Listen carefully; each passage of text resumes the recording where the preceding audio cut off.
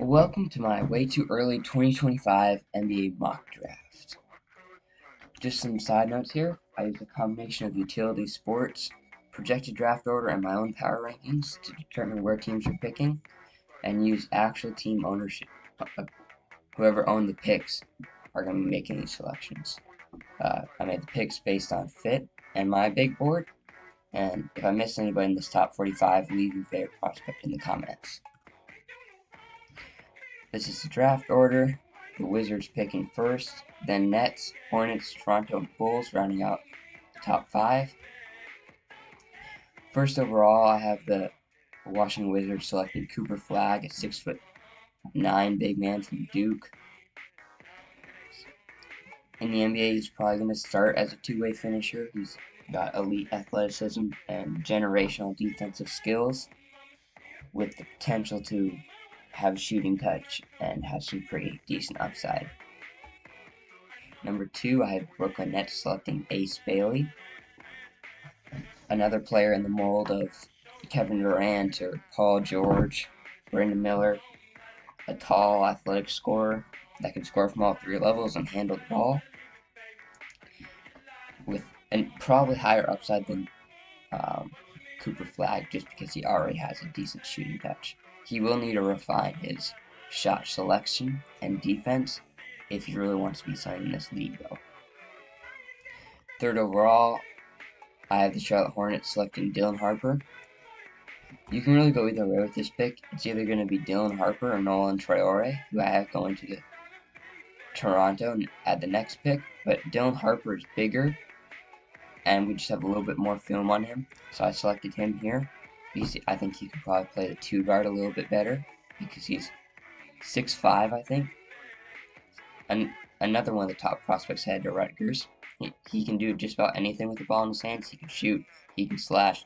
Isn't most vertically athletic, but gets the job done.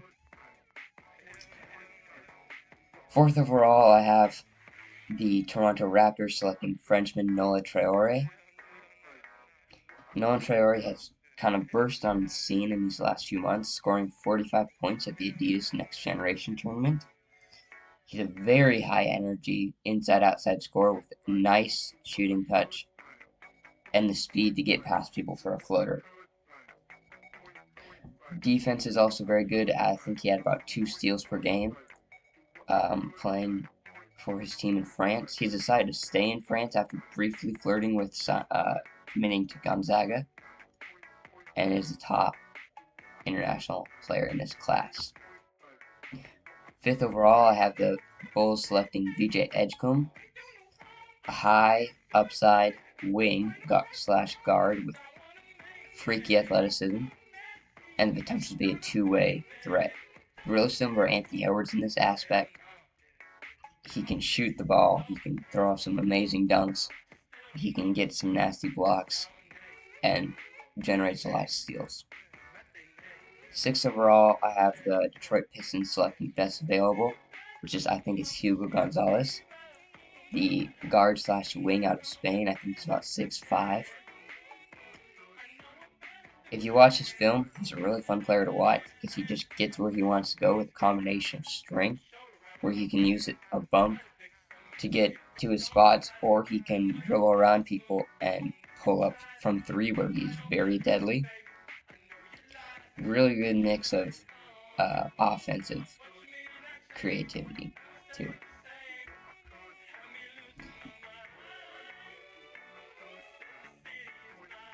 Is this, 7th overall? Yeah, I think so. 7th overall, I have the San Antonio Spurs selecting Igor Demin, a 6'7", I think at least, point guard out of Russia. He also played with Hugo Gonzalez on this latest Real Madrid team. Now, he's really similar to Keyshawn George from this draft class, as he's a tall guard that can shoot the rock very well and also has some really high playmaking upside. Really needs to add muscle, which I think he should have a good season here at college because he's committed to BYU, and their coach used to coach NBA, so I think he's going to know how to get this guy ready to play. He is going to be a project though when he gets drafted. 8th overall, I have the Utah Jazz selecting Kamal Malak, 7-foot big man from Duke and from the Africa Academy. He shows some flashes of floor stretching, along with the shot blocking that comes with an athletic 7-footer. I think the one thing that might kill this man's draft value is if his lack of coordination gets exposed here at college, which could really possibly even send him back for another year. But we'll see how this college season plays out. 9th overall, I have the Portland Trailblazers selecting Liam McNeely, a spot-up shooter from UConn. Originally committed to Indiana, he decommitted, and then was flirting with a few other places, and he's committed to the last year's champions, the UConn Huskies. Liam McNeely is a really valuable player because he does not have the highest ceiling, but he has possibly the highest floor in this draft. Just being a strong, big, spot-up shooter that can play some defense. Overall, I have the Warriors selecting Jalil Bethia, a big 6'4" guard from Miami, an athletic shot creator who can create his shot and throw up some poster dunks with some promising defense. 11th, I have the San Antonio Spurs via the Atlanta pick, selecting Isaiah Evans Jr., a wing from Duke. Very big trash talker, talks a lot of smack, very feisty, super scrappy, which is why I think he'll do good on the defensive side of the ball once he's forced to. But it has some really great scoring potential and handling, along with some decent athleticism. 12th overall, I have the New Orleans Pelicans selecting Trey Johnson from Texas via the LA Lakers. He's a microwave scorer with athleticism that can shoot from pretty much half court reliably. That has some athleticism. Once he's challenged, I think he'll play well on the defense side of the ball. Very good scorer, one of the best scorers in the class. 13th overall from the Suns, I have the Brooklyn Nets selecting Carter Knox, a wing from Arkansas, possibly the best player in OTE history. This man can score at will, almost like a bigger Anthony Edwards.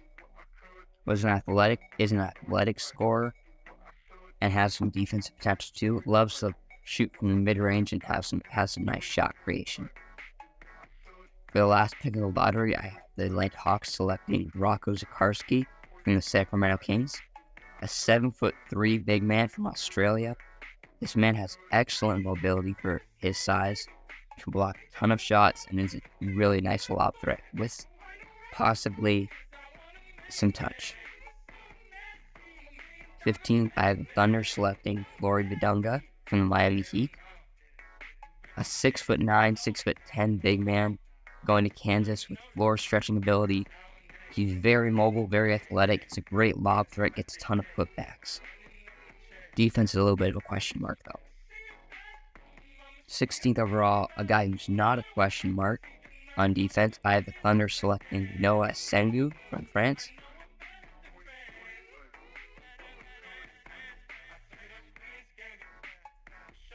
A big wing from France, very athletic, very good defense, has locked up some very good players in his playing days from the LA Clippers. This is a guy that helped their roster from day one. Big, scrappy defense, gives them another wing that they could even play at the power forward position. 17th overall, at the Orlando Magic selecting Ian Jackson from UNC. Another OTE legend. This man has some really great athleticism, really nice size at 6'5" or 6'6". Big guy, can shoot, is athletic, can play some defense. This brings some guard shooting to their rotation, which they don't have a ton of. 18th overall from the Rockets, I have the Brooklyn Nets selecting Dame Sarr, a fluid forward from Spain. Not a whole lot of film on this guy, but he can score very nicely. decent amount of athleticism and just looks really fluid when he's getting to the basket and doing his thing. 19th overall, I have the New Orleans Pelicans selecting Carter Bright from Arizona from the Milwaukee Bucks. This man is a man. This guy's a man. He's huge. He's strong. He has a great hustle. Very good energy player. He can score by muscling his way to the rim. It's athletic. He can catch lobs, can shoot, can do just about everything. 20, I have the Thunder selecting Drake Powell from the 76ers pick. Drake Powell's head to UNC. Very underrated. This man can score. He's super athletic. He's big. About 6'5" or 6'6". Little skinny, but super athletic. Super athletic. One of the best athletes in this draft. Is an exceptional defender on the perimeter. Can block just about anyone up. 21, I have the Atlanta Hawks from the New Orleans Pelicans selecting Colin Murray Boyles. This pick is from the latest DeJounte Murray trade. Colin Murray Boyles is a big 6'8" forward from South Carolina. This man plays really old style basketball, backing his way into the post, using his sneaky athleticism to get where he wants to go, and can create a lot of shots from the mid-range.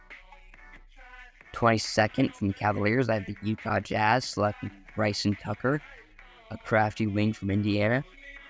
Got a decent amount of athleticism, has played in some big games, has a really nice shooting touch, which is what I think he's going to do at the NBA level. We'll see how he fares in a loaded Indiana roster this year. 23, I have the Indiana Pacers selecting Jaren Stevenson. This man does not get enough buzz for how good he is. He's a sophomore from Alabama. Very good defender, has some nice athleticism, has some offensive upside, can do just a lot of things. Very versatile. 6'7", I think. 24, I have Memphis Grizzlies selecting Non Newpel from Duke. He is the best player in Wisconsin this year. Very similar to Dalton Knecht, I think. He's a big wing. There's a big guard that can rebound and just out-muscle his way to get where he wants to go. Very nice shooting touch. Decent slashing, can just get where he wants to go with his mass. 25 from the Minnesota Timberwolves, I have the Utah Jazz selecting Boogie Fland from Arkansas. A very quick playmaking combo guard that can score. 26, I have the Orlando Magic from the Nuggets selecting Michael Ruzic, a relatively unknown prospect from Spain. He's very young. He's 6'10" with a 7'2" wingspan, supposedly. Can do a lot of things. Very high IQ, can attack off closeouts and shoot. Defense is getting there, but still a question mark. Definitely a project. 27th overall, I have the New York Knicks selecting Alex Caravan from the Mavericks pick. We all know who Alex Caravan is. 2-time champion with UConn, spot-up shooter. Brings a little bit of playmaking, brings a little bit of defense. I think we know what we're getting with this pick, so there's not a lot to talk about.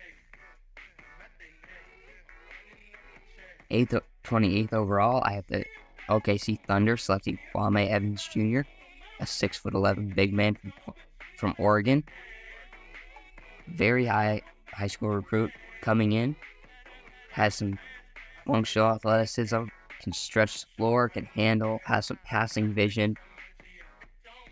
Did a decent job for himself at Oregon this year and just probably only going to improve. 29th overall, I have the Brooklyn Nets selecting Zvonimir Ivisic. I think this pick is from the Knicks. Zvonimir Ivisic is a very big project player. He's 7 foot, can rebound, can pass, can Navy shoot. We'll see. He did not play a whole lot last year, but was in some draft conversation because of his upside. With the last pick in the first round, I have Patrick Nongba being selected by the Celtics. Big man from Duke. He's very versatile and fluid.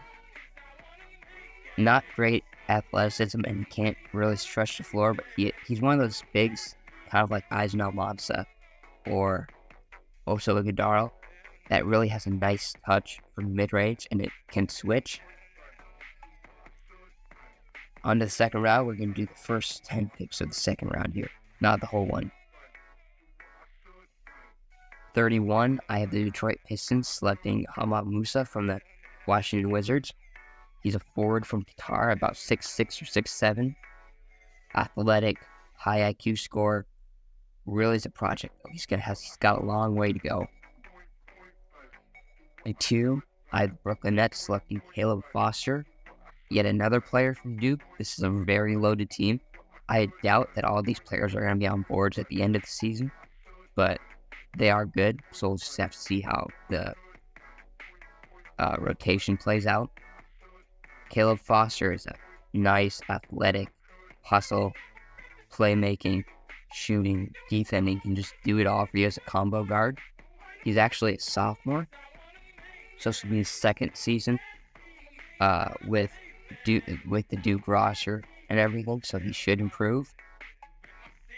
He did start last year, but was kind of outplayed, and ended up falling off the draft boards. 33, I have the Charlotte Hornets selecting Hunter Salas from Wake Forest. Again, could have gone in the first round this year. It's a very shifty 2-guard. Has some nice scoring touch. Very fast, athletic. Has a great handle. 34, the San Antonio Spurs from the Toronto Raptors selecting Asa Newell. He's not from Rutgers. He is from Georgia. Very nice, fluid, athletic, big man. Or forward, probably. He's probably going to play forward because I think he's only like 6'9". If that. He can shoot.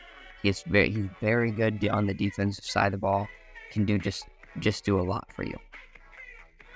35, again, I have the San Antonio Spurs selecting Elliot Cadeau from the Chicago Bulls. He's going to be, a sophomore by the time this draft comes around. And is a very nice, I like watching him on film. He's from UNC, played with RJ Davis this year. He's kind of pass first, but he's got some nice scoring touch, slashing, shooting. Can do a few different things on that side of the ball. Defense is a question mark with him, though.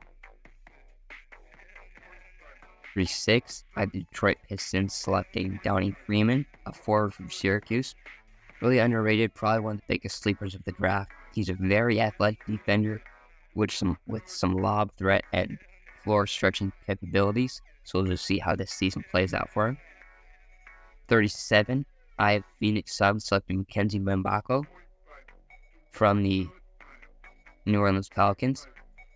Was a freshman last year for Indiana. Very nice defender and shooter.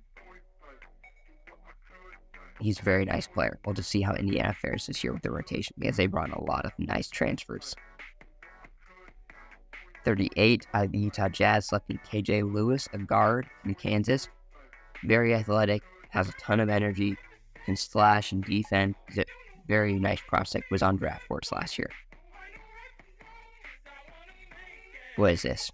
39, I have the Portland Trailblazers selecting JT Toppin from Texas Tech. He's a sophomore, I think. Very nice athlete, can block a ton of shots, very good defender, lob threat. Shot needs to come around to rise up this board a little bit.